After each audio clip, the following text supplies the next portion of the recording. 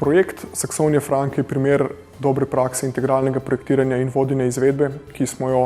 v podjetju Protimržičnik Perc arhitekti in inženirji skupaj z investitorjem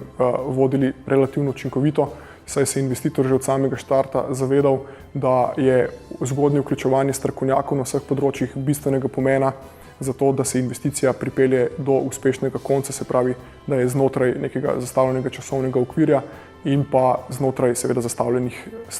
investicijskega budžeta. Glavni poudarek, se pravi energetska učinkovitost, je bil na odvajanju odpadne toplote, ki nastaja v proizvodnem procesu, to je v tem primeru brizganje plastike, in ta toplota se je v veliki meri porabila za talno ogrevanje pisarniških prostorov, za prostozračno ogrevanje skladišča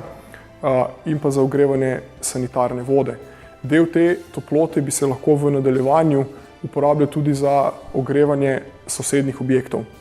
Investitor je s selitvijo povečal proizvodne kapacitete za 25%, pri čemer pa se strošek energije niti približno ni povečal toliko, kot se je povečala kapaciteta za proizvodnjo.